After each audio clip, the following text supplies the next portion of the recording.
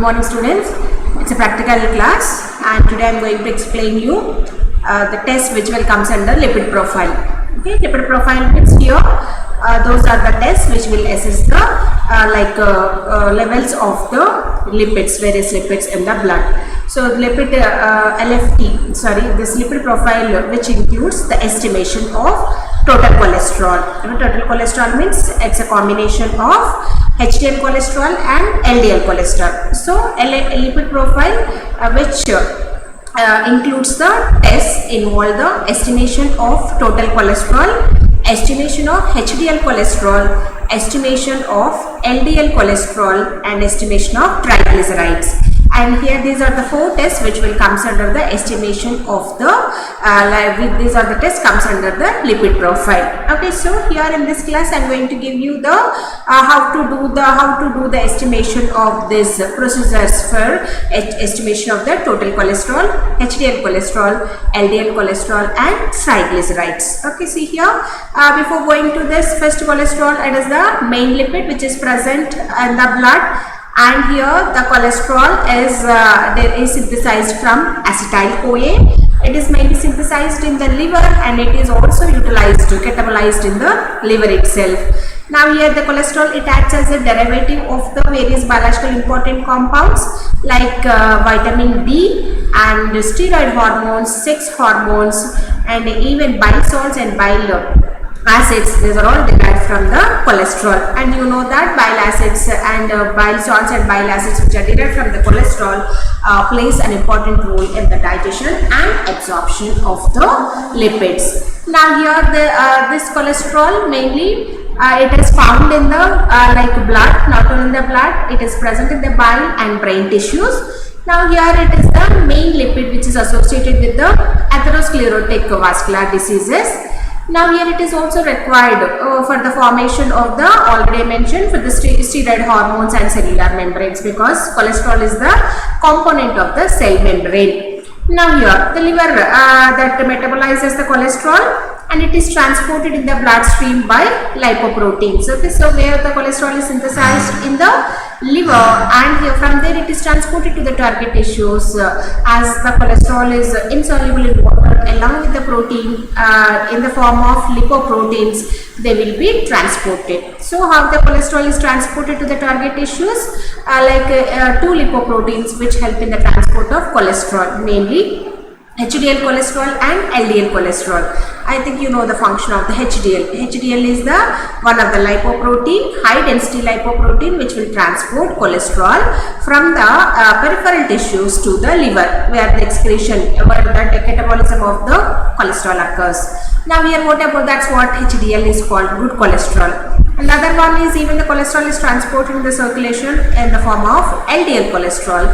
So LDL is called bad cholesterol since it distributes the cholesterol, it transports the cholesterol from the liver to the peripheral tissues where the enzymes which in the peripheral tissues there is lack of the enzymes that can utilize the cholesterol, so which causes the accumulation of the cholesterol. So that's what this cholesterol is called.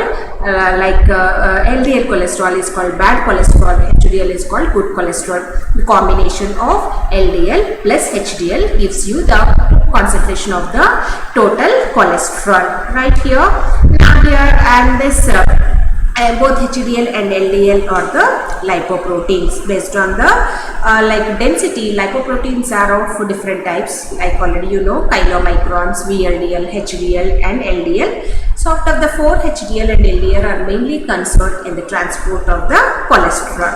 Now here this liver, there is increased levels of the cholesterol is found, which is known as hypercholesterolemia, and if there is increased triglycerides are there, okay, that is called hyperlipidemia, and even the increased cholesterol levels may be seen in hypothyroidism. There is inverse relationship between the, if there is hypothyroidism, decreased functioning of the thyroid gland would elevate the cholesterol level. Okay, hypothyroidism, there is hypercholesterolemia. Okay, in hyperthyroidism there is hypocholesterolemia, and even in the uncontrolled diabetes mellitus, in the nephrotic syndrome also there is hypercholesterolemia is there. Okay, the characteristic feature of this nephrotic syndrome is there is increased levels of cholesterol is seen in the nephrotic syndrome and even in the cirrhosis of the liver. So in all these conditions there is increased levels of cholesterol, that is hypercholesterolemia. Now here sometimes there is a fall, the cholesterol concentration is less than the normal, that may be found in the malnutrition, inadequate intake of the cholesterol in the food, and malabsorption, inadequate, like if there is any defect in the absorption of the cholesterol from the small intestine. And I already mentioned, if there is hyperthyroidism, there is hypocholesterolemia, and even in the like anemias and the liver diseases, there is decrease of the cholesterol levels. Okay, see here, the normal cholesterol, total cholesterol is a combination of HDL and LDL. Its level is elevated in hypercholesterol, that is called hypercholesterolemia, hyperlipidemia, hypothyroidism, uncontrolled diabetes, nephrotic syndrome, and cirrhosis of the liver. And hypocholesterolemia is observed in malabsorption syndrome, malnutrition, hyperthyroidism, anemias, and liver disease. Okay, now here, so in order to diagnose the various diseases, we have to estimate the cholesterol concentration. Okay, now coming to the estimation, quantitative estimation of the total cholesterol. Okay, this is by using the KIT method. KIT method means here by using the semi-auto analyzer, we are quantitatively we are estimating the cholesterol levels. So the method we are following is CHOD-PAP method. Okay, that is called cholesterol oxidase peroxidase method. Okay, the method is CHOD, stands for cholesterol oxidase peroxidase method. Okay, now here this principle of this test is, if you look at this one here, you know that the enzyme cholesterol esters, usually here 80% of the cholesterol in the blood circulation may exist as cholesterol esters, only 2%, okay, only 20% may be there in the ester, like free cholesterol.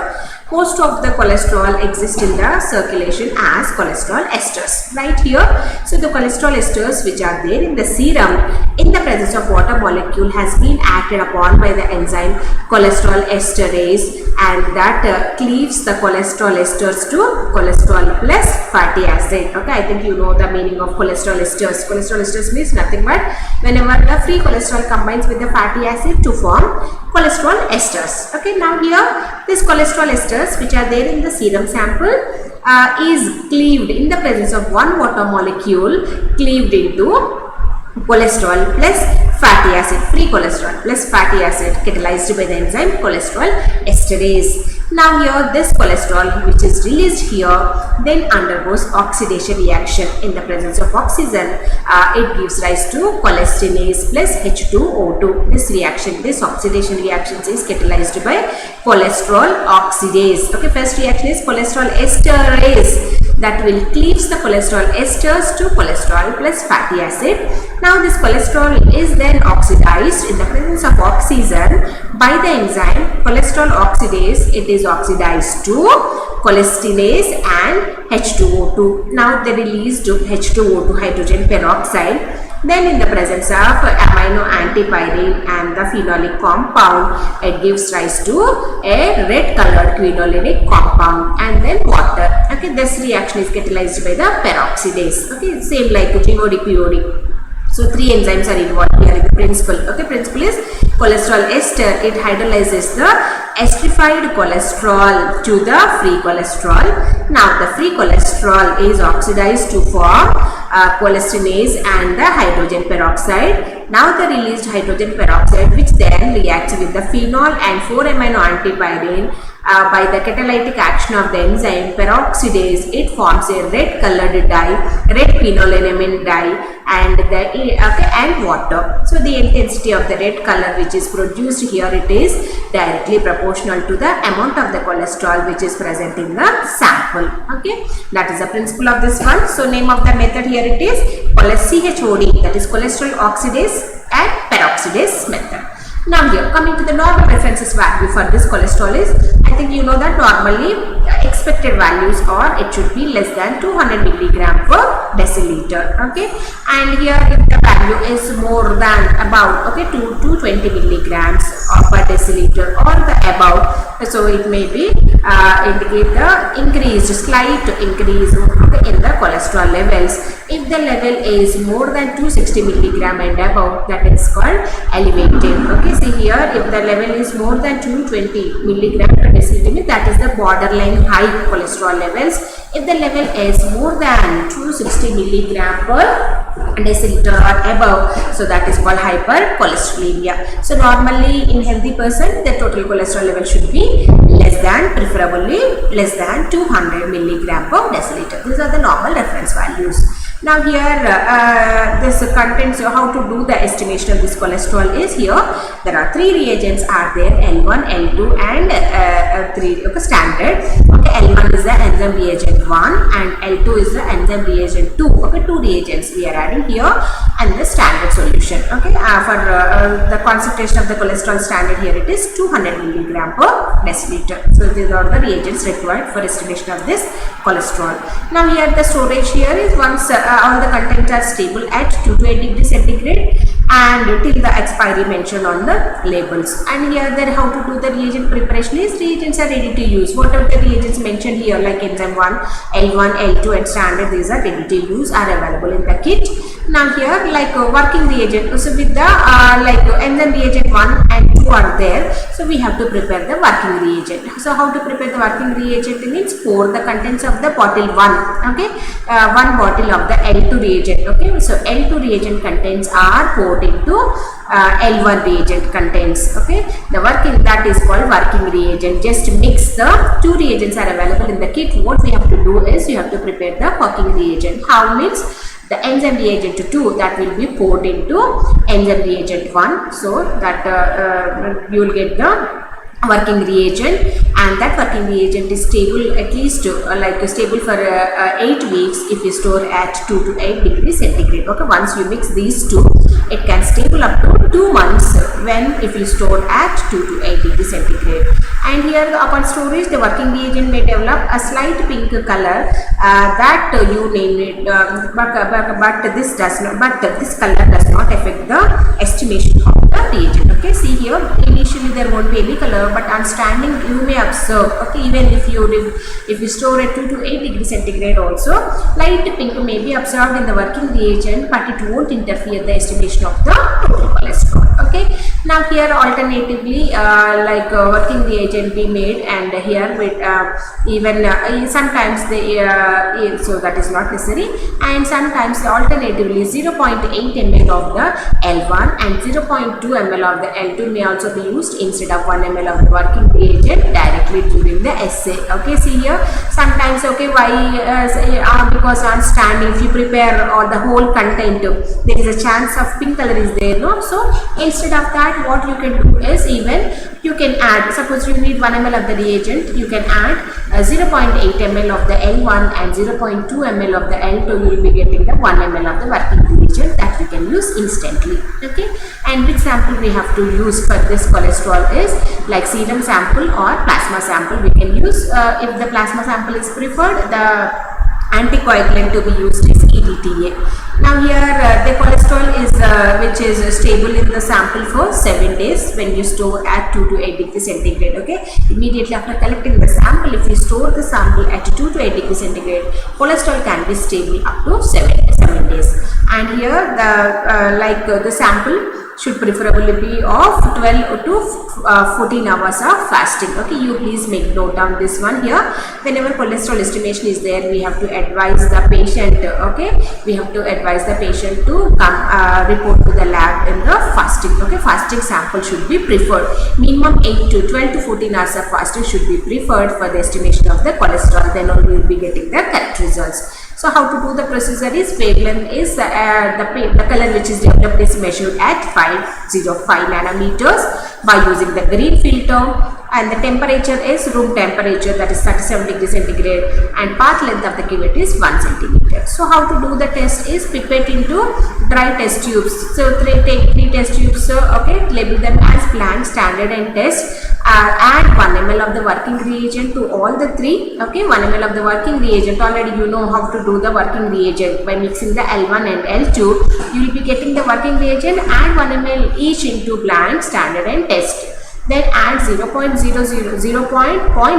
ml of distilled water into blank, and you know that blank is treated with the reagent. In the blank, reagent is treated with the water, and 1 ml of the working reagent in the standard is treated with the 0.01 ml of the cholesterol standard. It's a known concentration. You know that cholesterol content here it is 200 milligram per deciliter. Okay, and in the test T-label test tube, we have to add 0.01 ml of the serum sample or the plasma sample. Mix all the test tubes and incubate them at room temperature at 37 degrees centigrade for 5 minutes. So it's a endpoint method, because after adding the respective reagents, you need to wait to incubate them at room temperature for 5 minutes. As incubation time is there, the type of the reaction here it is endpoint. Okay, and incubate them at 37 degrees centigrade for 5 minutes. And then 5 minutes, or if you incubate at the 25 degrees centigrade for 15 minutes. Now then take the values, absorbance value, OD values of the blank, standard and test. Then do the calculation. Cholesterol, concentration of the cholesterol in milligram per deciliter is equal to absorbance of the test by absorbance of the standard into 200. 200 is the concentration of the standard. So that is the formula. Now here the linearity is, by using this kit method, we can estimate the cholesterol up to 750 milligram per deciliter. Normal should be less than 200 only. But by using this method, we can estimate the cholesterol content in the blood sample up to 750 milligram per deciliter. If the value exceeds this limit, what you have to do is you need to dilute the sample with a normal saline and repeat the test. Anyway, at the end you have to do the calculation with the dilution factor. Okay, that's it about the linearity. And here there is the anticoagulant such as fluorides and oxalates which results in false low values. Okay, see here, that's what I mentioned. If you use plasma, you have to use EDTA as the anticoagulant. Suppose if you use other anticoagulants for the sample, that is fluorides or oxalates, okay, that may interfere the estimation. You may be getting the low concentration, low values of the this cholesterol. And the test is this test is not influenced by the hemoglobin values up to 20 milligram per deciliter, and bilirubin up to 10 milligram per deciliter. So that means here, if the bilirubin concentration are more than, if it is more than 10 milligram per deciliter, or if the hemoglobin concentration is if it is up to more than 20 milligram per deciliter, they may be interfere the test. Okay, and these are the this is the, that's all about the estimation of the total cholesterol. And finally, system parameters is already mentioned. Reaction type is the endpoint, as the incubation time is there. The color, red color which is developed, is measured at 505 nanometers by using the green filter. And here you have to add 0 blank. The reagent blank means add the reagent. First keep the reagent, set it to 0, then take the blank value, standard value and the test value. Incubation temperature is 37 degrees centigrade. Incubation time is 5 minutes. Okay, and here the sample volume, how much of the sample you are taking is 0.01 ml, and the reagent volume is, you are adding 1 ml of the reagent, and the standard concentration here according to the kit insert is 200 milligram per deciliter. Reaction type, slope is, it is increasing, and linearity is 750 milligram per deciliter, and units is milligrams per deciliter. Okay, that's it about the estimation of the total cholesterol. Okay, now here then coming to the, we'll move on to this estimation of the HDL cholesterol. Okay, and this is the procedure for estimation of the HDL cholesterol. Total means the total cholesterol is equal to HDL cholesterol plus LDL cholesterol. Okay, if you know the two parameters, you can calculate the LDL cholesterol. Okay, if you know the values of the total cholesterol and HDL cholesterol, and we can calculate the third parameter, that is LDL cholesterol. Now let us discuss about the estimation of the HDL cholesterol. Here the method is PEG, that is polyethylene glycol, and that is cholesterol oxidase, peroxidase method. Okay, what about your cholesterol? It is estimated, total cholesterol is estimated by just cholesterol oxidase and peroxidase method. But HDL cholesterol can be estimated by polyethylene glycol cholesterol oxidase peroxidase method. Okay. Now here and you know that lipoproteins or the proteins mainly help in the transport of the lipids in the bloodstream, and based on the density they can be grouped into like kilomicrons, VLDL, LDL and HDL. Now here the kilomicrons and VLDL mainly transport triglycerides and through VLDL and also transported some amount of the cholesterol, but LDL which carries the cholesterol from to the peripheral tissues where it can be, okay, LDL cholesterol carries the cholesterol from the liver to the peripheral tissues where it can be deposited and increase the risk of atherosclerotic heart and peripheral vascular diseases. Hence high levels of LDL are atherogenic because LDL which distribute the cholesterol into the peripheral tissues, and that is called atherogenic. HDL, it transports the cholesterol from the peripheral tissues to the liver, and here in the liver only the catabolism excretion of the cholesterol occurs. So hence HDL has a protective effective, LDL has atherogenic effective, whereas HDL has protective effective. So the measurement of total and HDL cholesterol and triglycerides, which will prove a valuable information about the risk of the coronary artery diseases. Now here the how to do estimate this HDL cholesterol is, here the principle here of this one is when the serum here the first serum is allowed to react with the PEG, that is polyethylene glycol in the so that is contained in the precipitating reagent, and all the VLDL and LDL are precipitated. Okay, first what happened to the serum, not only HDL, the others may be there, or LDL may be there and VLDL may be there. Okay, so before estimating the HDL we have to precipitate the VLDL and LDL. How to precipitate this one means by using this chemical, that reagent, that is polyethylene glycol. So first serum is allowed to react with the polyethylene glycol that acts as a precipitating agent, and that will precipitate the VLDL, LDL. Okay, and the next one the HDL, which then after that centrifuge the sample. Okay, and centrifuge, so what happens, VLDL and LDL which will precipitated, and you will be getting the supernatant that we contain HDL only. So then that HDL is then treated with the cholesterol oxidase and the peroxidase reagent. Okay, same here. Now here this HDL practically this HDL cholesterol content is normal level is here, it should be in the males, its value is standard risk level here. These are the prognostically favorable and standard risk levels and risk indicators. Okay, now here the HDL cholesterol in the males is, okay, it should be greater than 55, in females it should be greater than 65. Okay, so because more HDL, it is protective.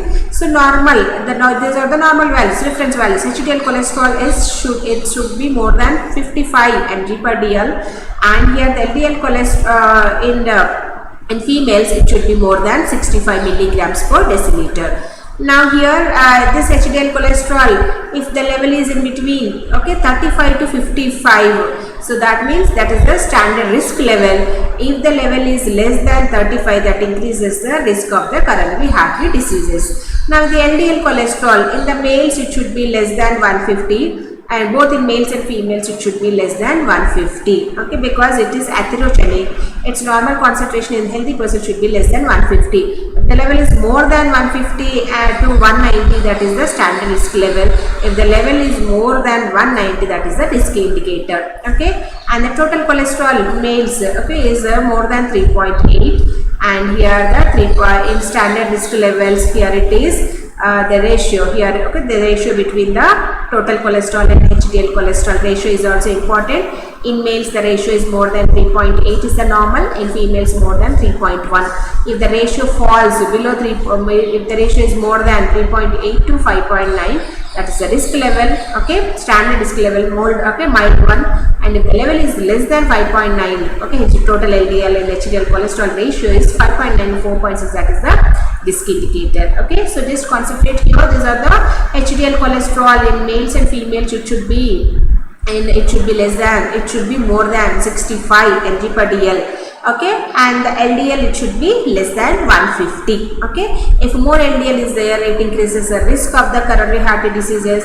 If more HDL is there, that will protect the human being, that protect the body from the from the coronary heart diseases. Okay, now here how to do the test. Here it is also, there are 3 reagents are there, like the reagent 1, 2, and even the standard HDL cholesterol concentration is there, that is 25 milligram per deciliter, and even along with the reagents we need a precipitating reagent. Okay, what are the requirements for the estimation of the HDL cholesterol?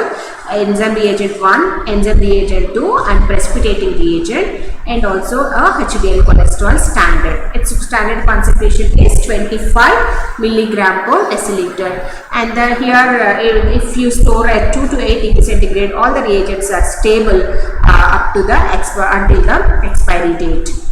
Now how to do the reagent preparation is, all the reagents are ready to use, you have to only do the working reagent. So pour the content of the reagent 2 into the reagent 1, you will be getting the working reagent that is stable for 8 weeks. Okay, when you store at the 2 to 8 degrees centigrade, just like HDL cholesterol, just like cholesterol, 2 contents has to mix with the 1, you will be getting the working reagent, and that will be stable for 2 months if you store at 2 to 8 degrees centigrade. Okay, and here even here also in the HDL cholesterol kit also, on storage for 2 months, there is a slight development of pink color is observed, so that will not interfere the estimation of HDL cholesterol. Or else if you want to do the instantly, you can add 0.8 ml of the L1 and 0.2 ml of the L2 reagent, you will be getting 1 ml of the reagent. And even here also a fasting sample has to be preferred, minimum 12 to 14 hours of fasting, and the serum sample or the EDTA plasma has to be preferred for this estimation of the HDL cholesterol. And cholesterol and HDL cholesterol, they can be stable in the serum for 7 days if we store at 2 to 8 degrees centigrade. Here also the color which is developed is measured at 505 nanometers, incubation temperature is 37 degrees centigrade, and cuvette path length is 1 centimeter. Here the procedure occurs in 2 steps. First we have to precipitate the Vldl and Ldl. Okay, so the first step is pipette. Take the pipette into a clean dry test tube, that is precipitating reagent. 1 ml, add 0.1 ml of the precipitating reagent and 0.1 ml of the sample. Okay, mix and incubate at room temperature 5 minutes, and then centrifuge that at 3000 rpm to obtain the clear supernatant. Okay, here in the cholesterol, HDL cholesterol, 2 steps are there. Okay, before estimating the HDL cholesterol, we need to remove the LDL and HVLDL which are there in the serum. So how to remove the VLDL and LDL from the serum means by using the precipitating agent. So just take the test tube and add 0.1 ml of the serum and 0.1 ml of the precipitating reagent. Centrifuge. Upon centrifugation, supernatant will be supernatant is obtained. Now with the supernatant, again do the HDL cholesterol assay. So how to do this? Again take the 3 test tubes. Okay, this is the second step. Take the test tubes, 3 test tubes, label them as blank, standard and test. To all the 3 test tubes add 1 ml of the working reagent each into blank, standard and test. Blank is treated with the 0.05 ml of the distilled water. Standard is treated with the 0.05 ml of the standard solution. Already you know that standard solution contains 25 milligrams per deciliter of the cholesterol, and that this supernatant we are getting now, add 0.05 ml of the supernatant into the T test tube. Okay, now here what to do? Then mix all the test tubes and incubate at room temperature for 5 minutes, and then take the values against the blank. Okay, against the blank means first you have to put the blank, make it to 0, then take the standard value and test value and substitute the values in the formula, that is HDL cholesterol in milligram per deciliter is equal to absorbance of the test by absorbance of the standard into 25 into 2. Okay, 25 is the concentration of the standard, and what is this 2 is the dilution factor due to deproteinization step. Okay,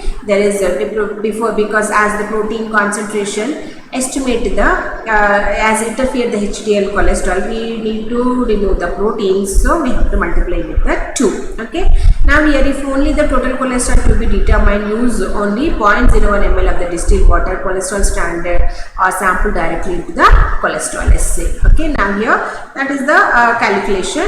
Then here like that you can estimate the HDL cholesterol. So total cholesterol is equal to HDL cholesterol, okay, plus LDL cholesterol. So if you, so there is a formula is there for the calculation of the LDL cholesterol. So that is here please note down the formula here, that there is the LDL cholesterol. It can be like Friedwald's formula. It can be calculated by total cholesterol minus triglyceride divided by 5 minus HDL cholesterol. Okay, now here just total cholesterol minus HDL cholesterol won't give you the concentration of the LDL. There is a formula is there to estimate LDL cholesterol. You don't need to estimate separately.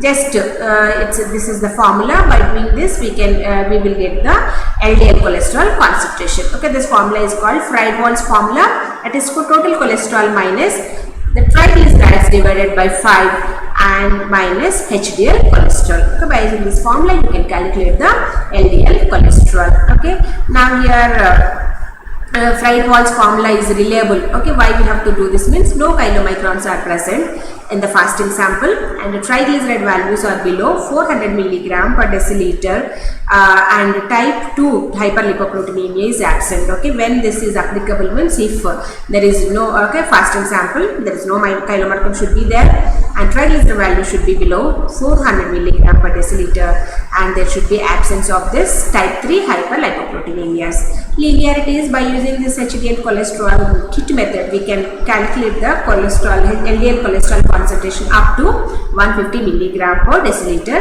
Still the values are more than that. We can dilute the sample with the serum with the normal saline and repeat the assay and then calculate the value by like using the proper dilution factor.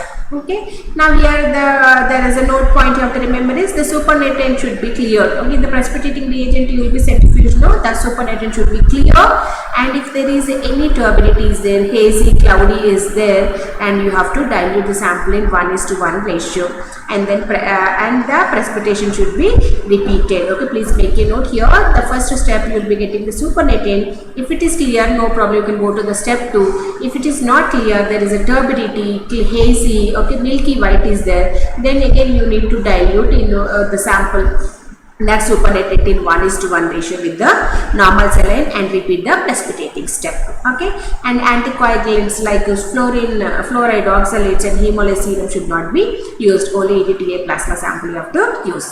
Then the system parameters are here, it's a reaction type is here, it is also endpoint method, wavelength is 505 nanometers and here you have to set the blank reagent blank to the 0, incubated 37 degrees centigrade, incubation time is 5 minutes and here the sample volume is 0.05 ml of the sample you have to add and you need 1 ml of the reagent. And the standard concentration is the 25 milligram per deciliter into 2 and here it's a reaction type is increasing, linearity is 150 milligrams and units are milligram per deciliter. Okay, that's it. That's all about the estimation of the HDL cholesterol. Now here then now HDL cholesterol, then coming to the next one is estimation of the triglycerides. Okay, now here how to do the LFT, lipid profile, lipid profile means which involves estimation of the total cholesterol, already we have finished, HDL cholesterol, LDL cholesterol and triglycerides. Okay, so first estimate the total cholesterol, HDL cholesterol, triglycerides, then only you can calculate the HDL cholesterol, right? HDL cholesterol is calculated by total cholesterol minus triglycerides by 5 minus HDL cholesterol. Okay, so here this is the procedure for estimation of the triglycerides. This can be estimated by the glycerol kind, okay, that is glycerol 3-phosphooxidase and PAP method, okay, that is peroxidase method. Okay, the method is glycerol phosphooxidase and peroxidase method. By using this method we can estimate the triglycerides And triglycerides are the form of fatty acid esters. Okay, triglyceride means if one molecule of glycerol condenses with 3 molecule of fatty acid to form a triglyceride, and they are mainly produced in the liver and by binding with the glycerol and other fatty acids. Okay, and they are transported by Vldl and Ldl and acts as a storage source of energy. Triglycerides, if excess fats are there, they may be stored as triglycerides. They will be transported as by Vldl and Ldl. So increased levels of this triglycerides are found in hyperlipidemias, diabetes mellitus, nephrotic syndrome, hypothyroidism, and increased levels of this triglycerides increases risk of coronary heart diseases and peripheral vascular diseases.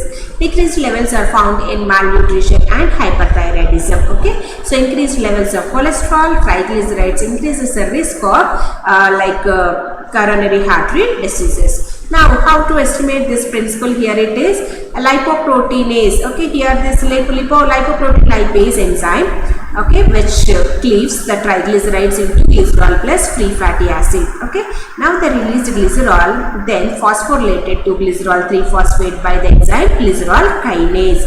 Now the glycerol 3-phosphate then oxidized by the enzyme glycerol 3-phosphooxidase to form dihydroxyacetone phosphate plus H2O2. The released H2O2 then in the presence of phenol and 4-amino antipyrine to form a red colored quinolinamine dye, and that can be measured at 505 nanometers. Okay, you see here the principle occurs. The principle involves 4 steps. The first one is lipoprotein lipase that hydrolyzes the triglycerides. Okay, lipoprotein lipase hydrolyzes the triglycerides to glycerol and free fatty acid. Now this glycerol formed, okay, that combines with the ATP in the presence of glycerol kinase to form glycerol 3-phosphate and ADP. Now the glycerol 3-phosphate is oxidized by the enzyme glycerol phosphate oxidase. Okay, see here the method is glycerol phosphate oxidase, peroxidase method. So glycerol phosphate oxidases glycerol 3-phosphate to H2O2 and dihydroxyacetone. Now the released hydrogen peroxide further reacts with the phenolic compound and 4-amino antipyrine. By the catalytic action of the peroxidase, it forms a red colored quinolinamine dye, and this quinolinamine dye can be, that means the intensity of the red color which is produced is directly proportional to the concentration of the triglycerides. Normal reference value is here the serum plasma value, the total triglycerides value should be less than 150 milligram per deciliter. Okay, normal should be less than 150 milligram per deciliter. Borderline high is 150 milligram and above is the borderline high, and if the value is more than 200 milligram per deciliter, that is the elevated levels. Okay, normal level should be less than 150 milligram per deciliter. Suspicious value is 150 and above 200 milligram if the triglyceride concentration is there, that is called elevated levels. So here also enzyme 3 reagents are there. Okay, enzyme reagent 1, reagent 2 and triglyceride standard, that is 200 milligram per deciliter. They are stored at 2 to 8 degrees centigrade, and here also working reagent is prepared by pouring the contents of the reagent 2 into the reagent 1. Okay, and that can be stable up to 8 weeks. Or if you want to prepare instantly, you can add 0.8 ml of the L1 to the 0.2 ml of the L1 and then you will get the 1 ml of the working reagent. Here also the sample is serum or plasma sample is used, and this can be, triglycerides can be stable in the sample up to 5 days if you store at 2 to 8 degrees centigrade. Here also wavelength, the color which is developed is measured at 505 nanometers, temperature is 37 degrees and path length is 1 centimeter. Okay, and take 3 test tubes, label them as blank, standard and test. To all the 3 test tubes add 1 ml of the working reagent separately, and blank is treated with the 0.01 ml of the distilled water, standard is treated with the 0.01 ml of the triglyceride standard, and test is treated with the 0.01 ml of the sample. Mix all the contents, incubate them at the room temperature for 5 minutes and then take the values against the blank. Okay, measure the absorbance of the standard and test sample against the blank, and do the calculation, estimation like concentration of the triglycerides in milligram per deciliter is equal to absorbance of the test by absorbance of the standard into 200, that is the concentration of the standard. Linearity is by using this we can measure up to 1000 milligrams, okay, per deciliter. If the value is more, you need to dilute and then multiply with the dilution factor. Okay, and here also we have to prefer the fasting sample only. So okay, if fatty meals, or because why we have to prefer fasting sample for all the lipid profile means, because they may be if you do with the after fatty meals or alcohol, they may be elevate the results. Okay, patient should not drink the alcohol at least 1 day before the estimation of the triglycerides, okay, because alcohol may be increasing the triglyceride concentration. Okay, then here the serum parameters, systemic parameters are, as an endpoint method, as incubation time is there for 5 minutes and the incubation temperature is 37 degrees centigrade. So you have to set the reagent means set to 0 with the reagent blank. 1 ml of the sample, 1 ml of the reagent you require, and the volume of the sample you require for this estimation is 0.01 ml. Standard concentration is 200 milligram per deciliter. Reaction slope is increasing. By using this method, we can measure the triglyceride concentration up to 1000 milligram per deciliter. The value you have to express in milligrams per deciliter. Okay, if the value is more than 1000, then we need to dilute the sample. Okay, that's it about the estimation of the triglycerides. Okay, first estimate the total cholesterol, estimate the Hdl cholesterol, and then estimate the triglycerides. Then finally calculate the estimation of the concentration of the LDL cholesterol by LDL cholesterol is equal to Hdl cholesterol minus triglycerides divided by 5 minus HDL cholesterol. We will be getting the concentration of the LDL cholesterol. Okay, that's it about the test which will comes under lipid profile. Thank you.